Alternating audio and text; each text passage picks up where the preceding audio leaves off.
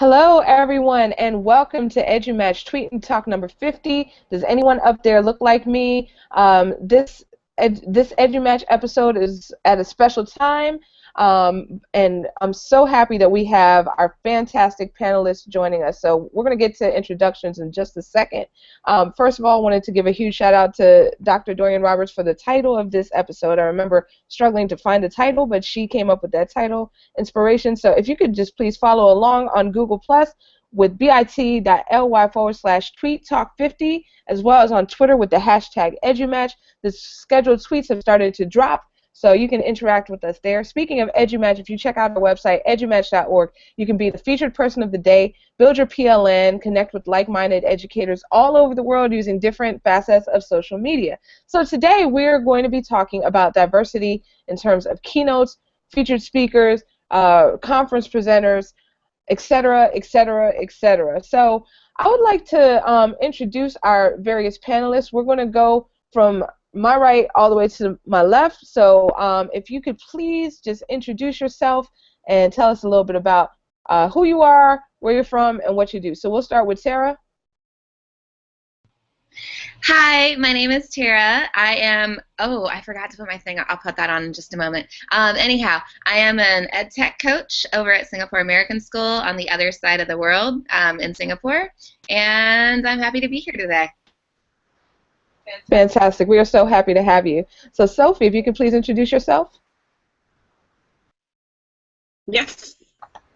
Hello, everyone. Good evening from London. I'm Swedish, and I'm based in London and Sweden, and I'm a professional speaker, and I speak a lot about marketing, technology, and leadership. And my interest in this topic about diversity at conferences comes from being a woman and often being the only woman. Great. Thank you, Sofie. Audience. All right, I'm sorry. The technology started to glitch a little bit, but if you could just repeat the last thing you said.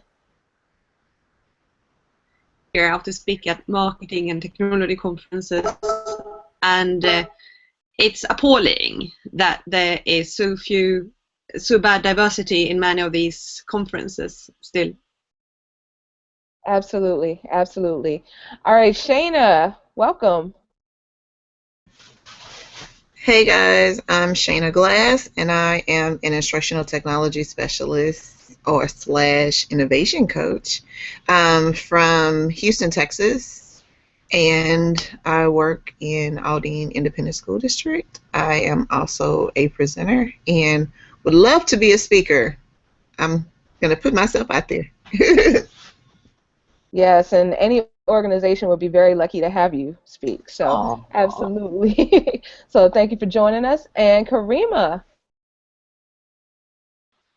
Hey guys, I am Kharima Richards. I am in Houston, Texas. I'm also an instructional technology specialist in Aldine ISD. And I'm new into the speaking. I'm interested in learning more about it and how I can be involved in that diversity on the panels in the future. Absolutely. We're so happy to have you here, Kharima. And last and certainly not least, we have Cori. Hey y'all, I'm coming from, my favorite place, Coriland, which is in the Austin, Texas area. I'm a digital learning coach for mostly elementary, and I am a speaker, but my interest has waned into how conferences and professional development is run, so I'm more into the background of getting more diverse speakers into the mainstream. Absolutely, and that is very important. So thank you so much for joining us, Cori. And even though we are a panel of all women, we might have some men joining us, but I'd be remiss if I did not say Happy Father's Day to all the fathers out there. So Happy Father's Day to any fathers who might be watching us on EduMatch. So now let's go ahead and jump right on in. So the very first question has already dropped on Twitter. Why is it necessary to have keynotes, featured speakers, presenters who are representative of various demographics? So who would like to answer that question first? I'll do it. So it's necessary because if you're just getting one perspective, like, okay, for example, I went to a conference recently and there was a panel on ed tech coaching, and you look at all the panel people and they're all, no offense, white males. And I'm like, whoa, this is what a panel is. When you have panels and when you have speakers, there needs to be diversity, because you need diversity of perspectives and opinions and just insights that you wouldn't get if you had the same old type of presenter every time. Absolutely. So multiple perspectives. Absolutely. Would anyone else like to answer the question? I'll jump in. I agree with what she's saying. You do need to have a more diverse, get more diverse feedback. People are from different parts of the country, parts of the world. Situations are different. I'm not going to say so much the kids are different, but we may target different populations. So when you put out a panel that you're saying represents ed tech coaching, maybe if it was a little more diverse, I would feel just like kids and the teachers that teach them, that you actually understand what I'm going through.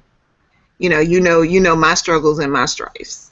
Not saying if they don't, but if I would feel a little more comfortable if someone maybe looked a little more like me, whether it be a female or a person of color. Absolutely. Absolutely. We're going next to Cori. Even within a similar population, you have diversity. Like I identify as African American female, which Shaina identifies as African American female, but we have different experiences, our work conditions, our life experience, our professional and personal knowledge. So even within a population, you have great diversity. And to serve a varying audience, you need to bring in as much diversity as possible. Absolutely, absolutely. Going next to Kharima. I agree with what Cori just said. When you're listening to a panel or people speaking of their experiences, if their demographics don't match your demographics, it's kind of hard to relate. Or if they're dealing with a different population than you are and they're giving you advice of what you should do, it's kind of, I don't know, it's kind of hard to receive that and really understand it, because you're dealing with two different populations. So it's important for the students and us as well to see people like us as speakers, so that we can relate to them personally. Absolutely, absolutely. Going next to Sofie. Yeah. Well, sorry, way now for might not have picked up all. You feel. Hey, Sofie, we're starting to have some technical issues. Can you hear us? Can hear you now. Shall Hey, I try again? Sofie.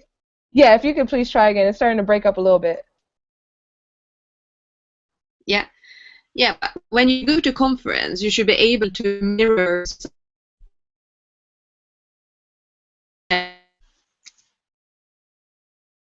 that. You should, now can you hear me? Can you hear me? It's breaking up Can a you hear little me? bit. Can you hear Yeah. us? Okay, it's breaking up a little bit. Could you try to adjust your Yeah. bandwidth? Yeah. Okay. Yeah. And while you're doing that, then let me see. If you go up to the top and then just kind of adjust your bandwidth usage with that fourth icon from the top. Okay. And as you're doing that, then I'll put the next question out there, but we'll come back to you for your answer for question 2, Sofie. But question 3, if the other panelists can start thinking, how can we change the current culture surrounding most educational conferences, which are generally non-inclusive? So before we go there, then let's come back to Sofie. So your answer for question 2, why is it necessary to have keynotes, featured speakers, presenters who are representative of various demographics? Yeah, I try again. Well, when you go to conference, you should looking at the speaker, and if you feel like, okay, this is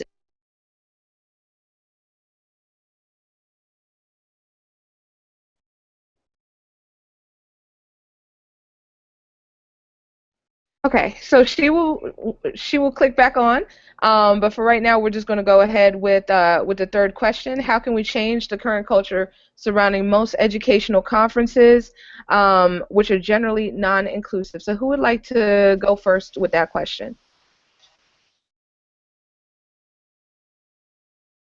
Karima, is that you gesturing? I, I forgot my volume was off. I think having those discussions with the right people so that we can be a part of those panelists um, and getting involved, staying connected like we normally do via Twitter, Voxer, so that you can be, so you'll know of the opportunities that are coming up to serve on a panel and speak so that you can be a face for those discussions. Absolutely, absolutely. Who next? I think just to piggyback on that, the feedback part is essential. So, like, you know, when the complete like white male panel happened in a conference recently, I went directly to like the person at the table to say, what? And she said, well, I'm sorry, there's nothing that we can do about it now, but definitely give us feedback about the conference and we'll see about changing that in the future. I think that they actually listen to the feedback. I think that, you know, like talking about those situations in the moment is one thing, but following up on it is super important. Absolutely, that follow-up is important. All right, Cori, I see that you've unmuted yourself. Yes. I think it's very important for us to put ourselves out there and be connected, but also to go a step beyond talking to the people at the table. We need to become the people at that table. There's a structure and a protocol to every one of these professional developments and conferences, and you need to know who the people are in charge, and sometimes there are opportunities that pop up where you can join the people in charge in planning. Like, I'm a part of the ISTE Planning Committee for 2017. I wanted to know, how did ISTE work? It's like the biggest professional development conference in, well, one of them in the world, and many of us attended, but some of us has never had a opportunity to speak there. Some people have just presented posters there, but there has to be a way that we can get a seat at that table, and so we can represent the voice of diversity when it comes to planning and producing some of these conferences. All right, absolutely, fantastic. All right, Sofie.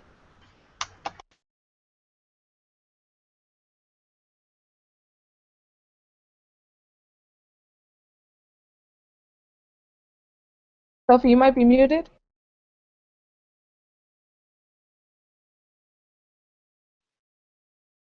Hello. Yeah, now I'm not muted.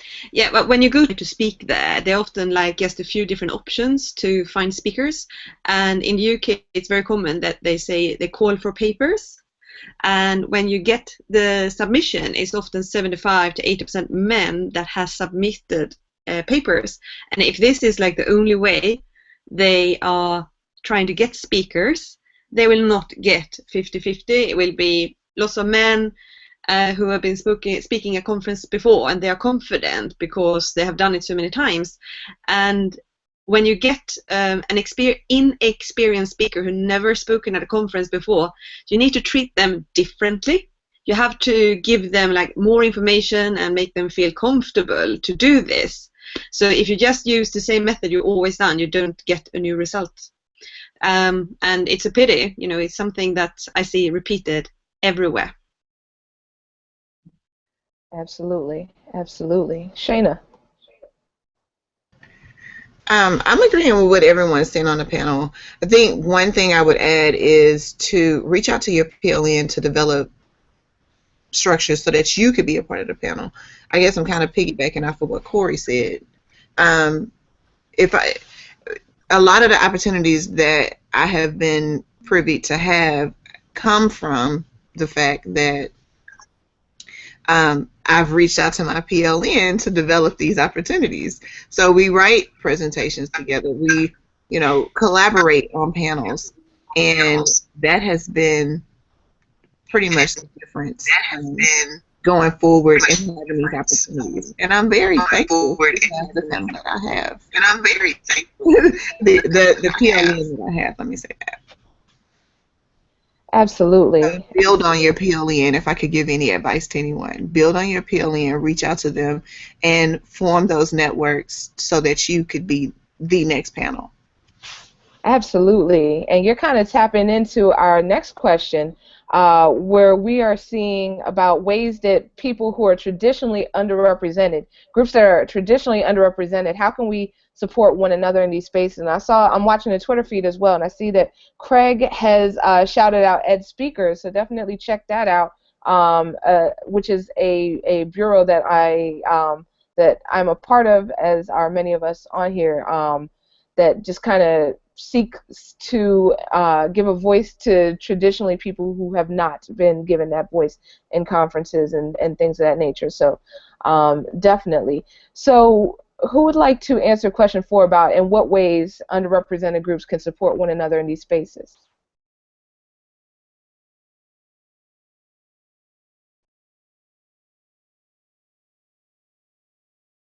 Not everybody at once. I'll come back in and chime in. All right, Shaina. Definitely you're right, what I was just saying. I think it's crucial that you continue to build on your PLN. The conversations that I've had in the last, let's just say year. Let's go back. In the last year with my PLN, using Twitter, here, Google+, and Voxer has transformed me in this profession. I have been given opportunities that I know for a fact I would not have had without me building on my PLN. So building those relationships turns into global connections that you wouldn't normally have in any other instance. Absolutely, absolutely. And the building on a PLN is such a great idea and great resource. All right, Cori, I see you're unmuted, so coming to you next. I'm piggybacking off of Shaina now. Finding connected educators can seem like a challenging obstacle, but like Ed Speakers is great, EduMatch is awesome, and just going into Twitter and typing in what kind of professional learning network do you want to find, because they exist out there. Rafran started the People of Color bloggers, edu-bloggers. We got POC Ed Tech for the people of color in Ed Tech. So whatever you want to find, trust that it's out there. You just have to look. Absolutely. Great points being made. And Shaina just put in the chat, United Ed Tech. So that's a Voxer group.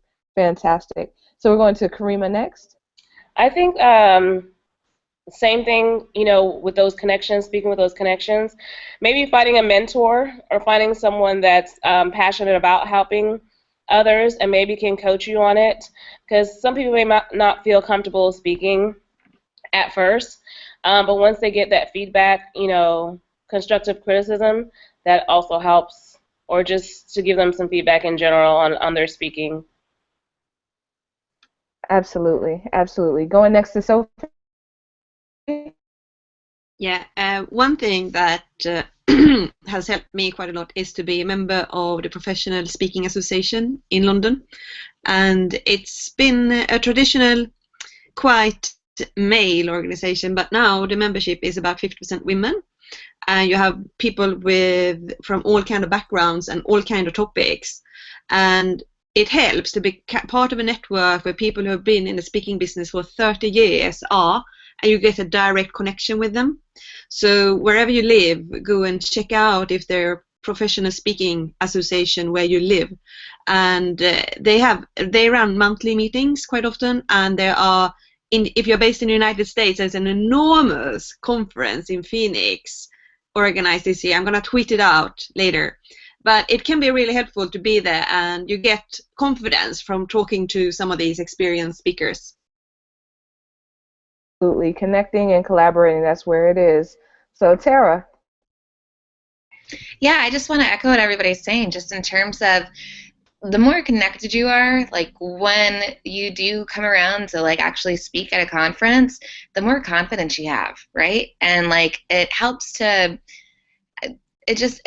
be connected and to be connected with the right people who are not going to say I'm better than you, blah blah, but who are going to help to like build you up instead. Yeah, and I think that we learn that by just getting connected, and yeah, I can't find words. Absolutely, absolutely, definitely. So great tips from our fantastic panelists. I wanted to thank all of you for joining us. This has been a fantastic discussion. So it's going to be, the audio will be stripped and it will be available as an iTunes podcast at bit.ly/edumatchpodcast. The Twitter chat will be transcribed and archived, sent out within the next probably 15 minutes or so. Definitely wanted to thank everyone on panel. Thank you so much for joining us. Cori, Kharima, Shaina, Sofie, Tara, thank you all so much. Thank you to everyone who's watching, who's tweeting, and who will be watching later on. So also want to give a huge shout out to our sponsor, XOU, and Omniboard for the EduMatch meetup going on June 26th in Denver. So definitely looking forward to that. So everyone have a great rest of your day. Happy Father's Day to all of the fathers. We're going to be taking off next week because we'll be at ISTE, but the following week, Dr. Dorian Roberts will be moderating Tweet and Talk about student worth ethics. So that'll be on July 10th, and we will show her some extra love because it's her birthday. So everyone have a fantastic rest of your day, evening, and night.